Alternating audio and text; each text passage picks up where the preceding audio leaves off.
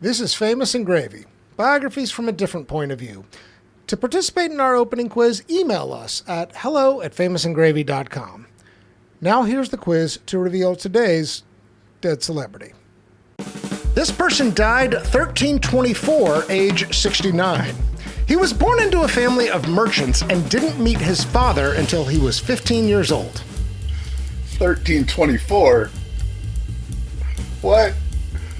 1324, Leonardo da Vinci. Not Leonardo da Vinci. This is going to be to show how bad I am at history trivia. William Shakespeare. Not William Shakespeare, more than many centuries later, but not fair enough guess. All right. He spent 17 years in the service of one of the most powerful rulers in human history, a man who governed roughly a quarter of the world's landmass. It's not Caesar, and it's not... Whoa. Oh my gosh. Okay, I mean, pop culture is one thing, but medieval history is a completely different one. Yeah.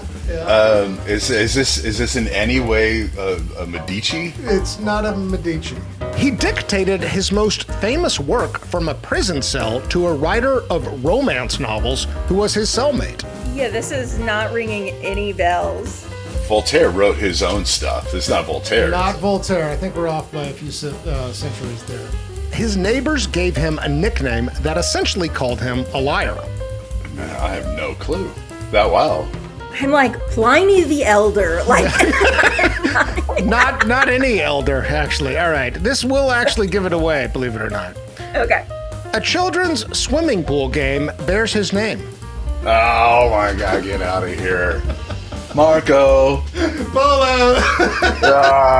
Oh, Marco Polo. You know, I really almost said I was like Drake, Magellan. Yeah. Those aren't the right times. Yeah. But they are world travelers. Today's dead celebrity is Marco Polo. Welcome to Famous and Gravy. I'm Michael Osborne. Okay, today's episode is a little different than our normal Famous and Gravy episodes. A few months ago, I got connected with a guy named Denis Belliveau. This came about because Rachel Huss, who's a fan of the show and actually is now doing some work for Famous and Gravy, she said, Michael, you and Denis really need to connect. And I said, well, what's his story? And she said, well, 30 years ago, Denis and a friend of his retraced the steps of Marco Polo, Marco Polo's original expedition, from Venice into China and back through, a lot of Middle Eastern countries. This was 700 years ago. And I was like, oh, that sounds like a pretty cool story. Rachel said, yeah, there's this documentary and it wound up being nominated for an Emmy. You need to watch it. And so I did, and it is awesome. I came to learn a little bit more about Denis. So he's part of something called the Explorers Club. He's an adventurous man.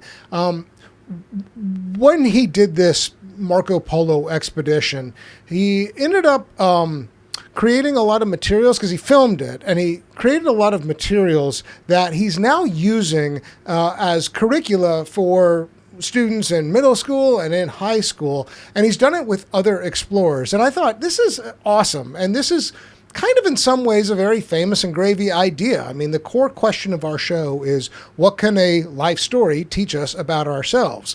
Most of the time, we're talking about modern figures in pop culture history, but why not Marco Polo? So today's episode is a conversation with Denis about his adventures and kind of what he learned about himself by following in Marco Polo's steps.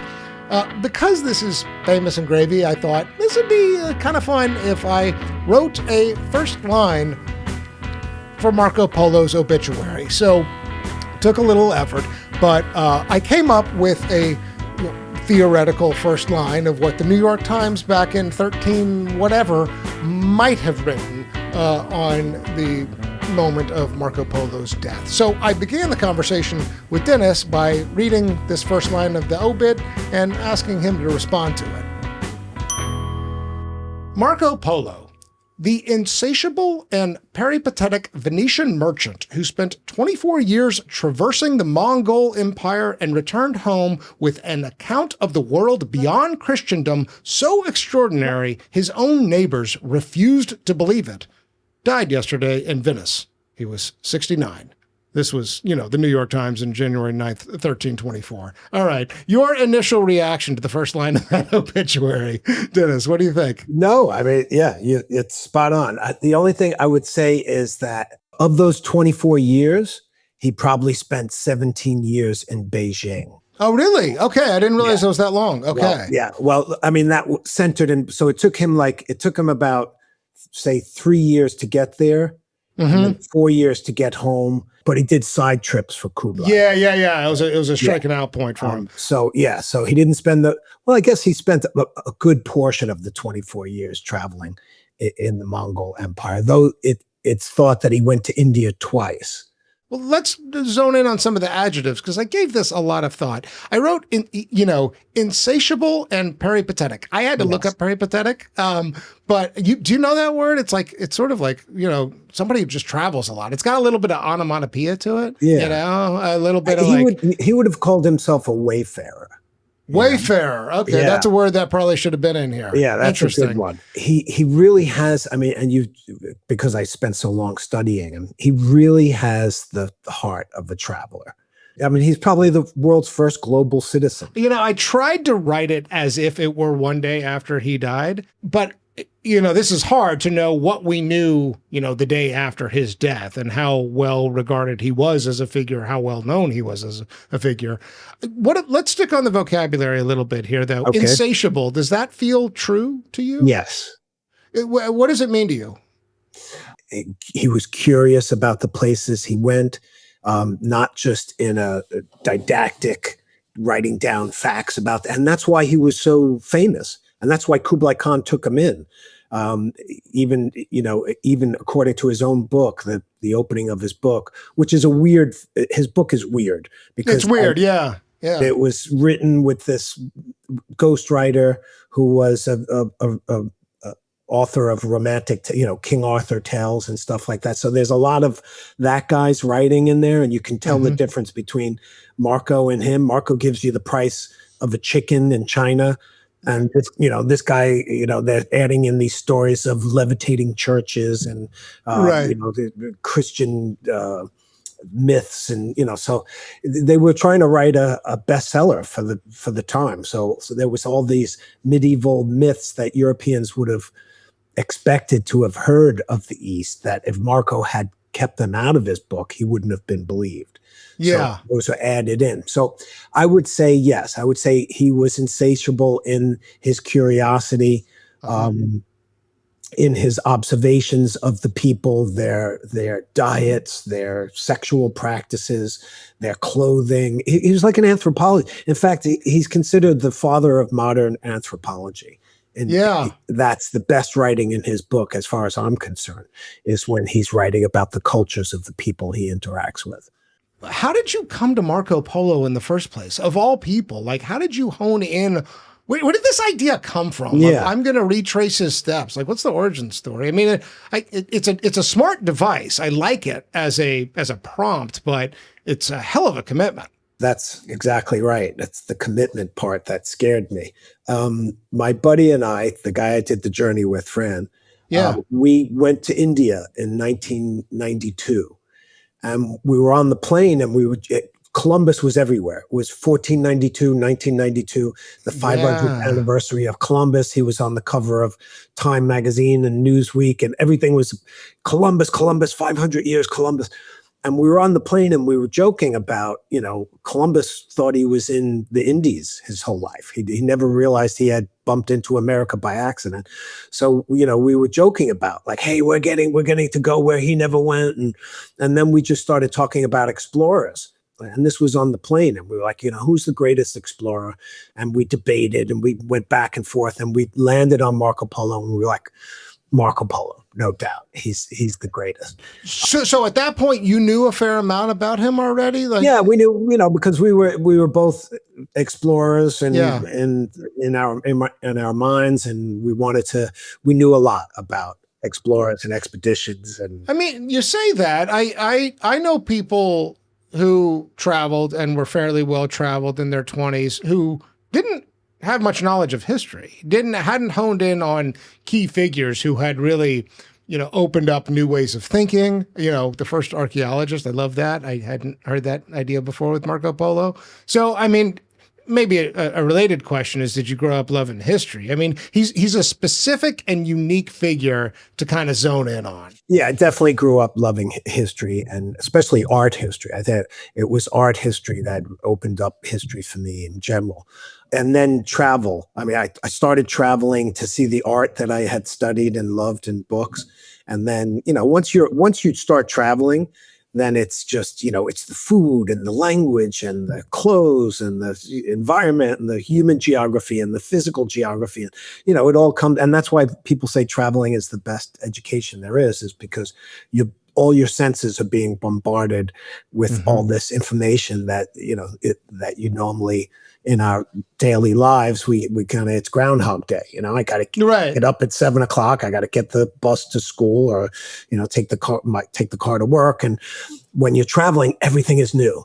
So you're just, in a short amount of time, you have this wealth of experience and life just feels like it's flowing through and in you. So, so we knew about Marco Polo, not as much as we would come to learn, but we kind of settled on him being great, and then kind of forgot about it. And then we got back home, and we went to India and we went to Nepal, and I fell in love with Nepal, and I wanted to go back as a photographer. I was like, all right, I'm going to go back to Nepal next year. I'm going to live there for a year. I'm going to bring all the books I never had time to read.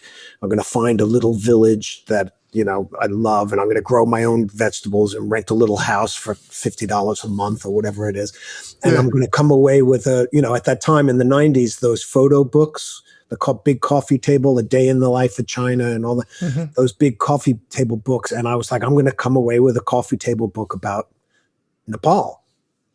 And my buddy Fran, for his birthday, his mom gave him an old atlas, like an antique atlas. And he was looking through it, and Marco Polo's journey was like in the centerfold. And he just happened to look over and he saw the anniversary. And it was Marco Polo left in 1271 and he returned to Venice in 1295. So this was in 1993. So he realized that the anniversary, 700th anniversary, is coming up in 2 years. So remember, Columbus, 500 years was such a big deal. Yeah. So he called me up and he was like, dude, the anniversary of Marco Polo's journey is coming up in 2 years. And I've done a little research and, nobody's ever really retraced his path before. And my first gut reaction was, wow, this is just massive. It's the antithesis of what I want. I want to live in one village, learn the language, get to know the people. This would be nonstop moving. We were traveling through, and he was like, yeah, think about all those places, Samarkand and Bukhara and Beijing and Mongolia. So I went to sleep that night and I dreamt about it. And I called him the next day and I was like, okay, it's a great idea. We have to see if anybody's done this before. That was the first thing we have to do is, has it been done? So, this is before the internet. Before the internet. So you couldn't just Google Marco Polo. So, we're lucky we're from New York. So we went to that famous library on 42nd Street with the lions out front, which is a research library. You can't take the books home, and you're only allowed to take out 10 books at a time. So we went in, the first day, and we were, do you have books on Marco Polo? And they gave us a list of like 780 books. A lot of them were in Italian or German or Latin and stuff. So we narrowed it down to 400 books in English. And taking out 10 at a time, it took us months to go through those 400 books. So, but we did. We went through every single book, and we realized, in 1910, Nat Geo tried to do it, but they failed. But they wrote a book. In the 1950s, a French couple tried to do it, but they failed. But they wrote a book. In the 1970s, an American guy from California failed, wrote a book. And then in 1986, William Dalrymple, who's a famous English travel writer, tried to do it. He got kicked out of China. He never, he got kicked out fairly early in that part of the journey. But he wrote a book about it. So we were like, look, even if we fail, it looks like we're going to get a book out of this. Yeah. So that was a big motivator. So the anniversary, the fact that nobody had ever done it before, and then the controversy. I mean, you mentioned it in your opening. Marco Polo's nickname when he returned home to Venice was Il Milione, which means Marco the Millions. Yeah. Because he described everything in China in terms of millions. I was in a city with 1 million people, and I was on the Yangtze, the river, and I saw 1 million boats. And Europeans just couldn't fathom that. Venice had less than 100,000 people, Paris and London even less than that. So how could this pagan society on the other end of the world have cities with 1 million people in it? Nobody believed him. They just, this guy is telling big fish stories. Yeah. So that was his nickname. So even in his own lifetime, nobody believed him. There's always been this rumor or this controversy around him that he never actually did his journey. One scholar even wrote a book and said that she believed that he just stayed in Turkey the whole time, the whole 24 years that he was gone, and interviewed other Silk Road travelers, which doesn't make any sense because Turkey is just a few weeks by ship to Venice. Why would he stay there the whole time? So we had that. We had the controversy, huge. The anniversary, huge. The fact that nobody ever did it, huge. So we were like, all right. So yeah, I want to hopefully give people a little bit of a flavor of some of the adventure that you had, but I also am very interested in getting your perspective on him as a human. This is the hardest thing, right? The guy, died 700 years ago, and that can feel so distant in time that there's no connection we have. And yet, you, in a very literal way, tried to follow his footsteps. Something about his story drew you to him, which is the common denominator I see between what you did and what we do on this show, which is not necessarily to follow somebody else's path or whatever, but it is about, on some level, big questions about desirability in life, what we want to experience and what kind of people capture our imagination and our attention. So personality-wise, how do you imagine him? I mean, we can't know. We can only know so much. We're dealing with a little bit of evidence. Right. What kind of guy do you think he was? Like, what do you picture? He was extremely charming. We know this because when he was thrown in jail, I mean, besides the fact he met Kublai Khan, all right, he meets Kublai Khan as a teenager, and instantly Kublai Khan puts him to work as an emissary. And he even says in his book, Kublai said to him, I have other emissaries who I send out, and they come back, they explore my domains, and they come back and they give me a list. These people are Muslims. They grow wheat. They have 2,000 people in the village. Marco would come back with that information, but he would say, the women are beautiful. And if you give them a trinket, they, will give you love, or, He was a storyteller. He was charming. He could tell a good tale. And he noticed the interesting stuff in his travels, not just the data that, a tax collector or somebody else might collect. So he charms Kublai Khan. We know that the most powerful man in the world is charmed by this 17-year-old or 18-year-old kid when he meets him. We know when he gets back home and he's involved in this war between Venice, his hometown, and Genoa, he's captured and he's thrown in prison, and he charms his jailers. He charms them so much that the aristocrats of Genoa are coming to his jail cell to hear stories of his travels. They allow him to call for his notes in Venice so that he could write his book that one year. It was kind of like a gentleman's, he was a noble. So they gave him a noble imprisonment, and that's where he met Rustichello, the ghostwriter. Yeah, right, so we know he's charming. Just from those two facts, we can deduce that he was charming. He's funny. He loves women. not in a lascivious way. He's a Latin lover. He's a well-traveled guy. Yeah, He never complains about the difficulties of travel or sickness. So he's not a complainer. He's an amazing traveler. It sounds like as you learned more about him and got deeper into it, you became endeared to him, not just for his accomplishment and his legacy, but the color around it, the aesthetic of it, the curiosity of it, the attention to detail, and it sort of gets back to that word I came up with, insatiable, the insatiability of it. I don't want to skip too much to the end. It feels like you learned a lot in following his footsteps about yourself and about what you want to do and what you're interested in. Absolutely. Well, the things I've just mentioned are things that you can glean from his book. Yeah. I actually walked in his footsteps for 2 years. And at a time, I saw a book not too long ago in a bookstore.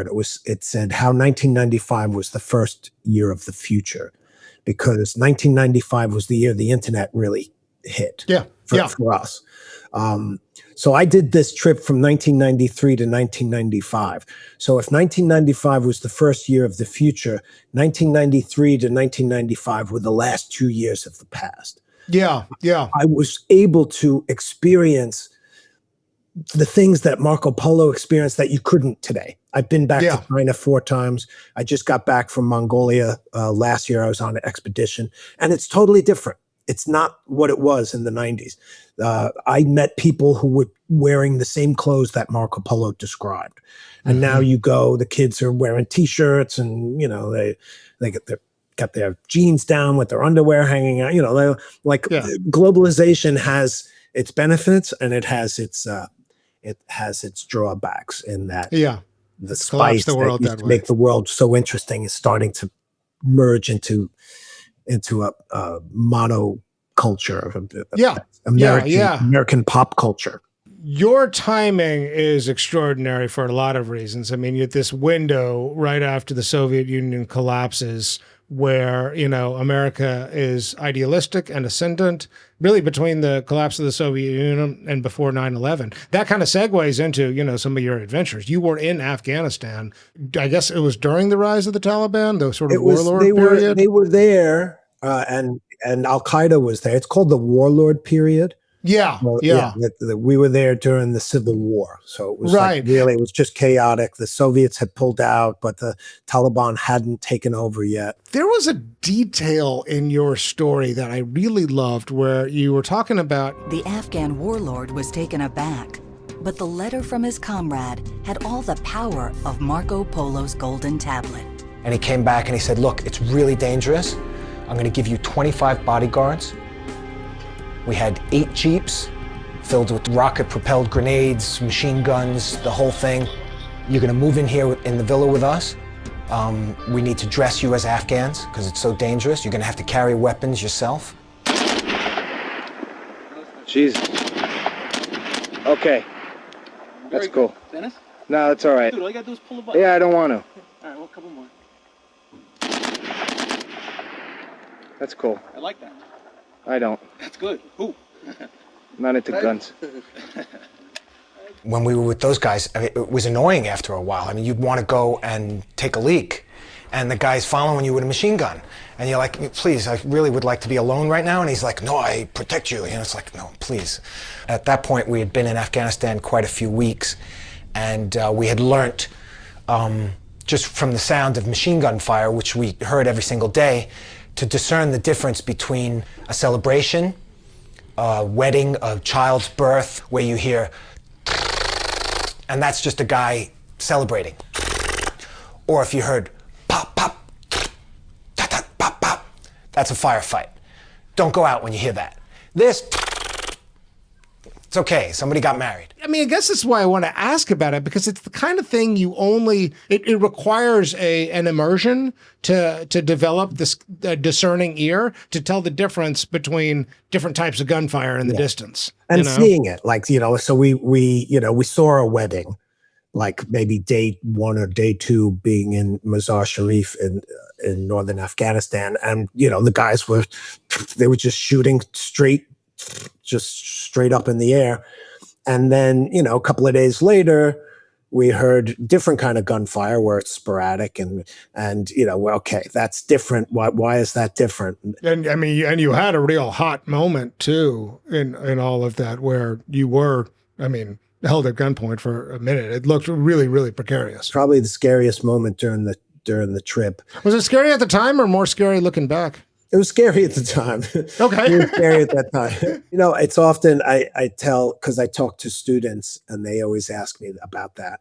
And I say, sometimes the thought of something is scarier than when you're in it. Like it's, so for 10 months or a year that we were preparing for the journey, we made a war room and we had maps up and we were trying to figure out all the logistics of how we were going to get visas, and it was how we're going to get from here to here. Because one of the things we set for ourselves was we weren't going to take any airplanes or airplanes. Yeah. We're going to stay on the ground. We'll take some modern transport, but we'll try to stay as close to the way he went as possible. Polo had described it as a splendid ruin, the city of Balkh. So we're driving to the ancient site and we hear pop, pop. There's a firefight somewhere close by. We can hear it. So we turn down this block. I'm in the front seat, Fran's in the back seat. And then all of a sudden from the corner of my eye, 15, 20 feet away, a kid comes out of the shadows. Bam, he's got his AK pointing right at me. And I said, this is it. So they put us up against the wall. These guys are guarding us with machine guns, and they take our guys and they stick them in the middle of the street, and a gauntlet forms around them, and they start beating them and pushing them and sticking them with the machine guns and screaming at them. So Dennis turns to me and says, dude, if we get out of this alive, man, we're out of this country. Well, actually, we made a pact before we left, and that was that no matter what, under any circumstances, that we weren't going to quit or turn back. And then when we were against the wall, we were like, we're quitting, we're turning back. We're quitting, we're turning back. There was another guy with another 60 millimeter gun who was right there, and he had that kind of pointed at me and Fran. I had a pack of cigarettes in my pocket right here, and I saw him look at my cigarettes. I looked at him, and our eyes met, and I went, and he went, and the machine gun came down, and I was like, I couldn't wait to have a smoke myself. I was like, here, and the two of us, he wasn't shaking, but I was like lit his cigarette, and I was like, okay, he's not going to shoot me right now. Finally, their captors realized Dennis, Francis, and their bodyguards posed no threat. They weren't from the faction that was attacking them. The soldiers that detained the travelers were from a tribe called the Hazaras, believed to be descendants of medieval Mongol warriors. Such men had ambushed Marco Polo and company some 700 years before. We can't do justice to the story in the scope of this conversation. I loved hearing you talk about Mongolia. That's somewhere I'm very, very interested to go one day if I can. I mean, to fast forward quite a bit, you did make it into Iran. And I think you were the first American citizens? We were the first Americans not given press visas. Yeah. Sometimes they let journalists in, but we were the first normal people, normal Americans allowed in since 1979. And, that's an amazing story how we got that visa. The moment I actually wanted to hone in on there was, there is footage of, I think it was some anniversary where, there's Death to America chants, there's burning of the flags. And, when you're asked about it, you actually it seemed sort of like, yeah, it was scary, not as scary as you would have thought. Kind of to the previous point, right? Like you felt safe enough? Yeah, we never felt, I guess maybe because we had survived Afghanistan and then there was a war in Tajikistan. And so Iran never really felt scary and the people were just so wonderful to us.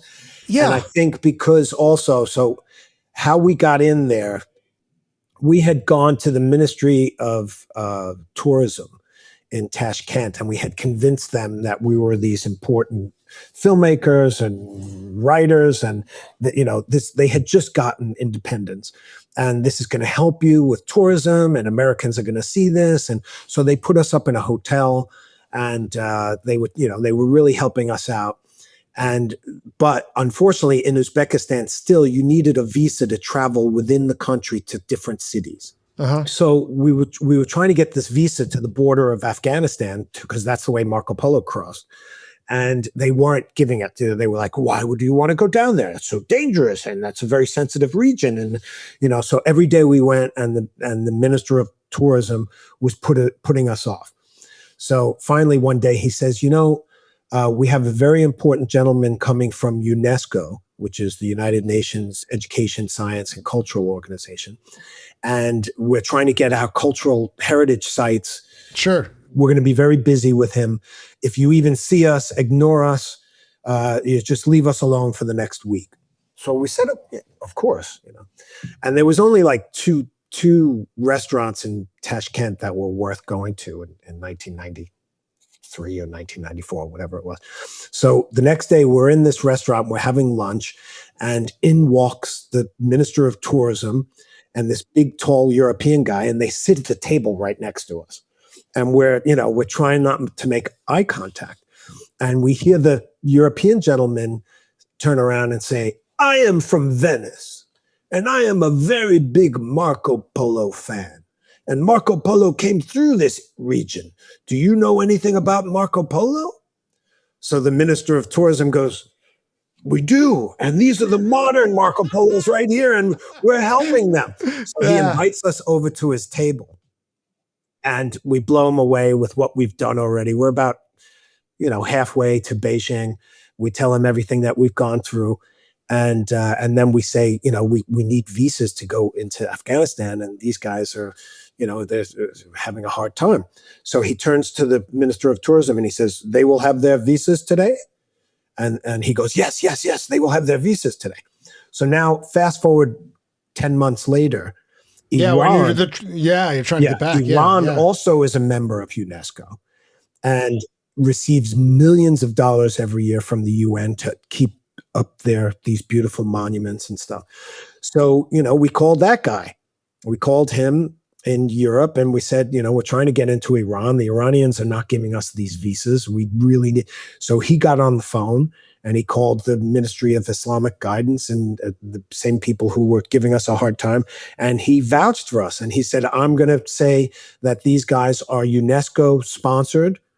I guarantee they're not CIA. They're not DEA or whoever you think they are. They're not spies. They are doing a cultural project sponsored by UNESCO."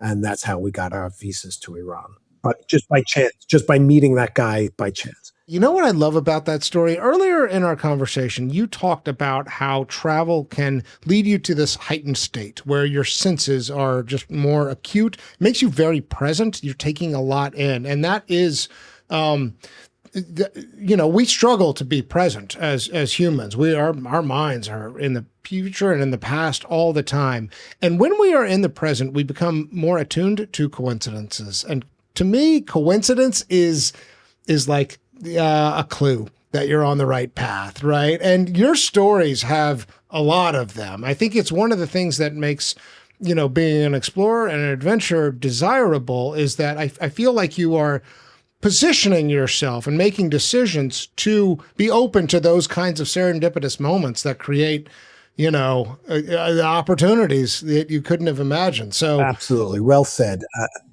I couldn't agree with you more. In fact, one of our gurus before we left was Joseph Campbell, the no famous, way. Yeah. And Is that he right? He wrote, "Follow your bliss." And when you follow your bliss and you're on that path, doors will open that seem to, doors that seem to be closed will magically open for you. And that's I truly believe that because people feel that energy too. Right. Mm-hmm. So, they want to help you. They're like, wow, what these guys are doing, they're so passionate about what they're doing. I'm going to help them. And that happened to us so many times. We stuck across the Green Line in Cyprus. We were on the Greek side and we were trying to get to the Turkish side of Cyprus and the Greeks wouldn't let us cross.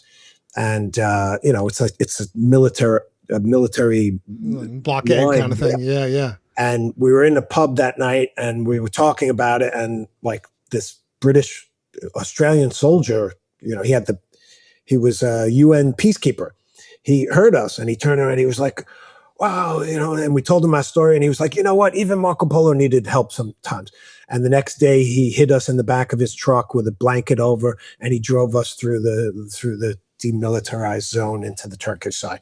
So like there was so many times like that we just had help like that. Just it seemed serendipitous, but it was divine. Yeah, or it feels that way. And I think that's the thing about, and I'm glad you used the word divine. I don't think we should be afraid of that word. I think it is, of our own understanding. And the question is not like, did I necessarily open my eyes and see the light of, the good Lord? It's more like, am I looking, and am I open to those kinds of interventions in my life? And the more you are, the more you're on the beam, and that's kind of the point.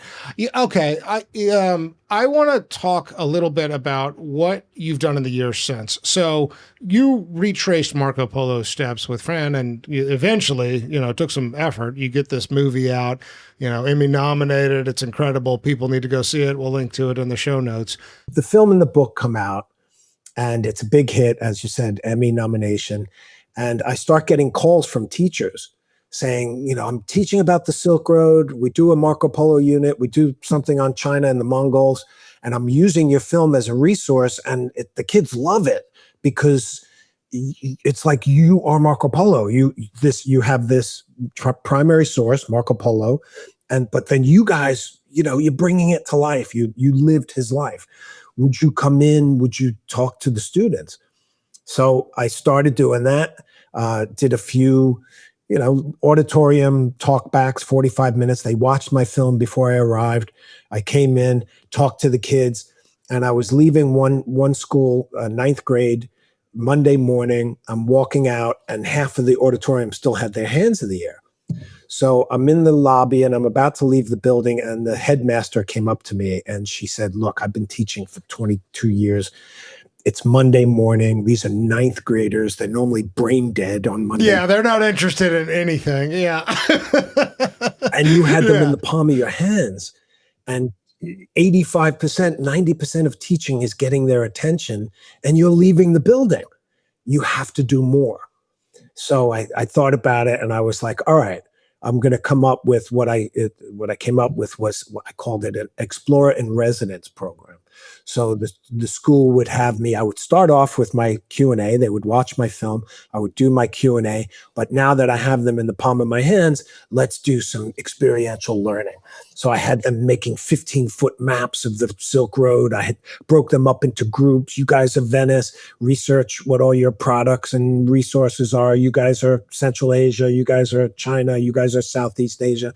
And then I created a trade simulation game where they had to trade the different things with each other. And at one point, I even had a full-size yurt or gur tent, a Mongolian tent.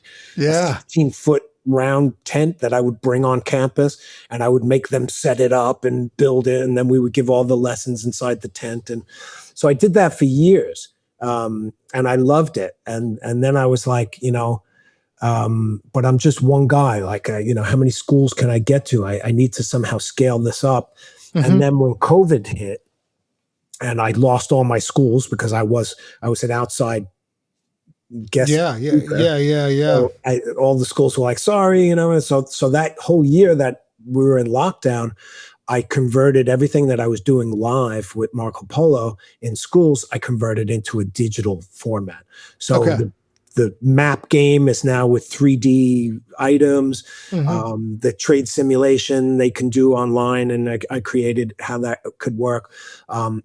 And I went back out to my schools and other schools with that, and they were like, this is great. This is wonderful. And I had seen it firsthand, how a modern explorer following an ancient explorer brings the story to life for the students. Yeah. And I said, all right, let's do some more. Let's do In the Footsteps of Matthew Henson. Let's do In the Footsteps of Lewis and Clark, Ibn Battuta. I mean, there's so many great journeys that have, these primary sources that were written in the time period that kids need to learn about. Yeah. And there's modern explorers like myself who have gone out, experienced this, and can bring it to life for them. So that's what we do. And my company's called In the Footsteps of History. And we have 7 deep journeys now, and we're working on more. I want to ask a little bit about the lifestyle of this because, to build those out, part of it is, I think, the expeditions. And I think I told you once upon a time I was a research scientist, and I had some pretty exotic field sites. I did some work in Patagonia. I was in Easter Island for a little bit, and I was in Palau in the West Pacific. I didn't know where the hell Palau was. I had to look it up on Google Earth. I'm like, it's going to be a long flight. And that was why I did it, Dennis. I got into research science because I wanted to travel, and that was great. It was also a tiny percentage of the time of being a scientist. It was 3 weeks in the field and then 3 years of crunching data in the lab or whatever. And I ask this question because I'm sort of curious about the balance of travel and, I don't know, quote unquote, normal life or back to the West or whatever it is, and what that's looked like for you over the last, many years since the Marco Polo sort of moment, I suppose, or however you want to characterize it. Like, I'm certain you're still traveling. You've mentioned you're part of the Explorers Club, but what does the sort of balance of your life look like in terms of this travel and building out curricula and all of that? Well, it's exciting because I do all the filming for the videos that we make. Nice. So last year we did Hatshepsut, who was an ancient Egyptian female pharaoh. So I went to Egypt to film that, and then we did Lewis and Clark. So I was out west in the Western United, which I had never really done, North Dakota and Wyoming and stuff. Yeah. That was, that was awesome. So that allows me to do it. But, after Marco Polo, after I wrote my book and made my film, I also started a family around that same time. Yeah. So, doing big expeditions, it kind of, I just didn't want to miss my kids growing up, So now they're in college. Now they're big, they're big guys now. So in a way, that's what happens when your kids grow up. You're free again all of a sudden. So I've been taking on more, deeper expeditions. Last year I did a month in Mongolia. And, that's something I probably wouldn't have done when my kids were little. Yeah, I can relate to that. I mean, it's so, and look, I'm asking the question really with the sort of undercurrent of where we started about, on some level, desirability, I mean, everybody is really wrestling with, man, I wish I was doing a different thing. I learned about you and your work, and look, man, I am certain that there is pain and heartache and frustration and BS that you're dealing with that I don't know about. But on the surface, what you're up to sounds awesome, right? And you must be aware of that. Like, and I don't know what the question is here exactly, other than it is interesting to me that you finding a figure in history who did something that impressed you, that endeared you, helped in a kind of parasocial way, guide some of your decisions about how you've navigated life heretofore. I don't have a question. Does that ring true? Or it does. Yeah. And I consider myself extremely lucky. But also, my mom was one of those moms that saved all my compositions and, locks of hair and your baby teeth in a little container. And so, she saved everything. And after I did Marco Polo, she was going through the stuff and she found a composition that I did in 2nd or 3rd grade. And the teacher sent us home with the one line, "If I had a magic carpet, ... And she said, "All right, go home and finish this paragraph." And my mom found it and framed it for me. And 2nd grade, 2nd or 3rd. And I wrote, "If I had a magic carpet, I would go to China. I would go to Colombia and El Salvador," because I had 2 friends in my class. I'm from Queens, so a very diverse place. I had 2 kids in my class that were from El Salvador and Colombia. And I wrote their countries. I would go to India. I would go to, I named all these strange places. Vietnam, I think, because Vietnam War was in my head or whatever. And then I wrote, "I would just go, !" And then she gave that to me and she said, even when you were in 2nd grade, you knew what you wanted to do with your life. And I was here you are. Yeah. Yeah, I was able to just keep it, just to keep it going. I had that childhood dream, and I was able to make it happen. So I consider myself extremely lucky in that sense. The places that you were able to see before the digital age, have lost some of their sense of isolation and uniqueness in some ways. But I also am sort of very personally, I try to be wary of the trappings of nostalgia and a story of like it used to be better, in part because I don't want my kids to feel like the world isn't still full of wonder. Well, yeah, and mystery and things that we don't know yet. Have you reckoned with that question much? I mean, do you because it's a hard one because like we all have our own frame of reference. I don't want to like impose my frame of reference on anybody else. I hear you. But the world has changed, so I don't know where to go with it. Absolutely. Go and experience the world. But I have to say, I consider myself extremely fortunate that I was able to do it before that time. Yeah. I met people who didn't know what an American was. I met people who were like, so they would say, America. I've heard of that place. That's famous, right? And now, when I first went to Mongolia, the people were living exactly like Marco Polo described.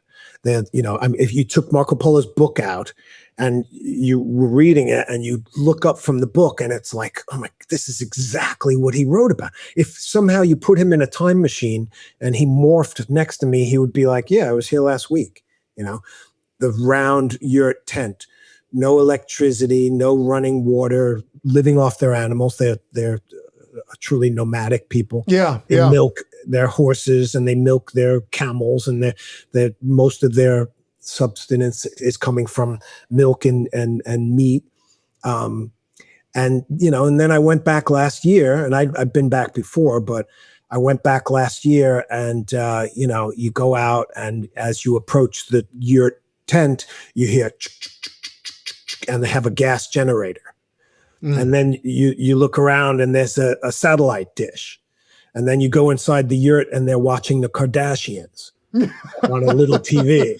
Yeah. And all the kids are wearing, T-shirts and and they didn't know what an American was, and their hearts were open. And now you walk in and you say you're an American, and they think, because they've been watching the Kardashians, they think that's what you are.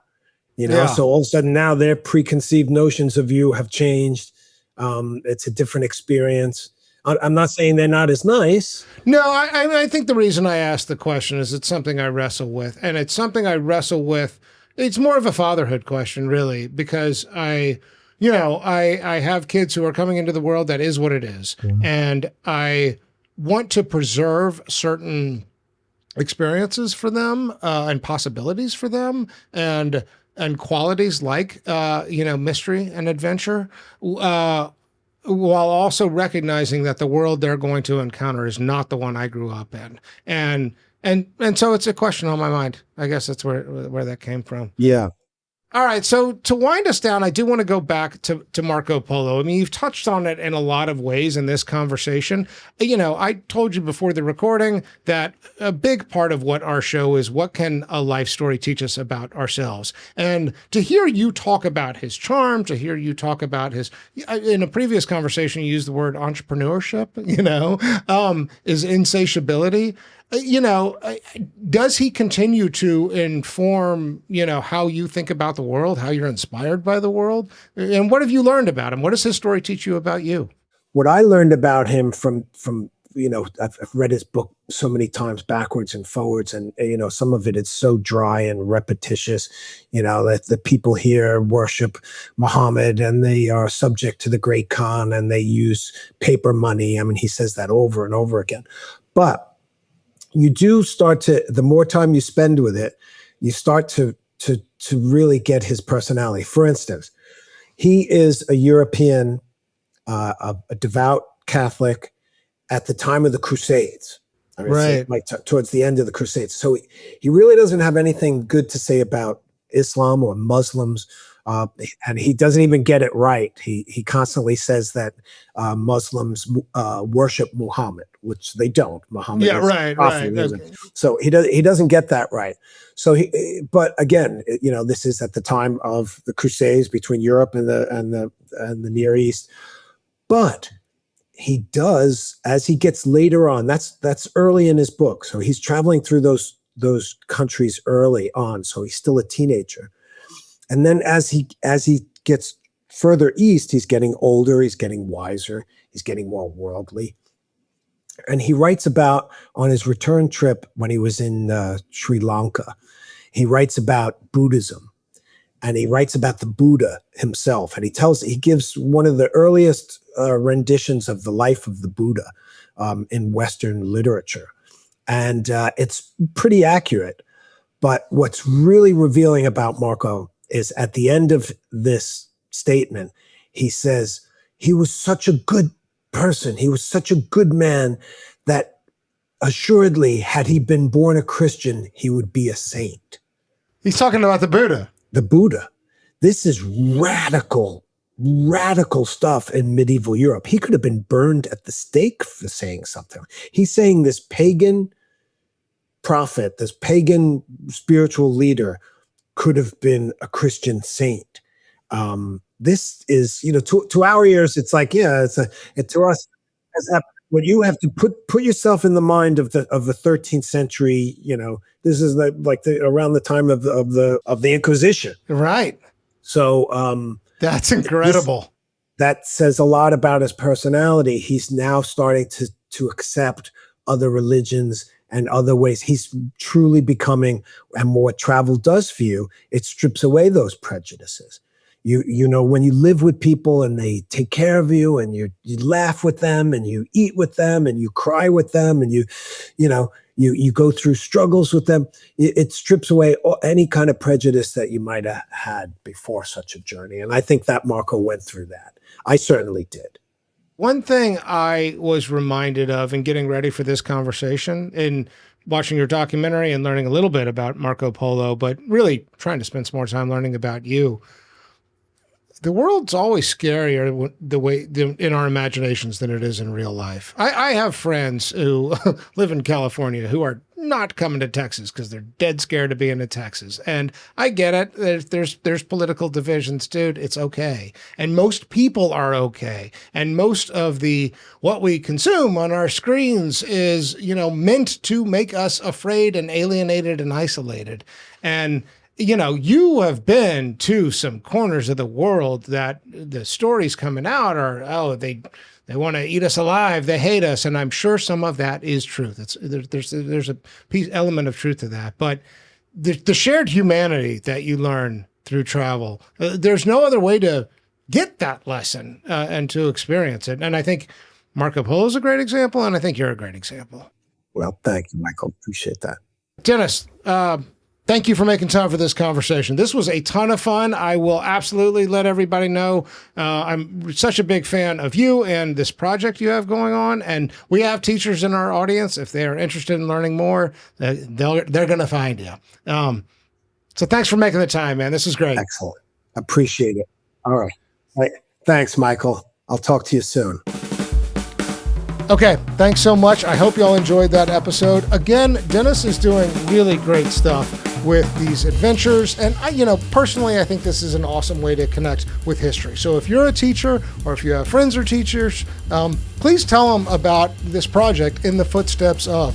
And I'll link to it in the website. Dennis has been really accessible, and I think he's a great talker. I also want to thank Rachel Huss again for connecting us. And of course, thank you so much to Jacob Weiss, as always, for producing this episode. Next week, we'll be back to our normal Famous and Gravy format. It's a good one. So stay tuned. See you soon.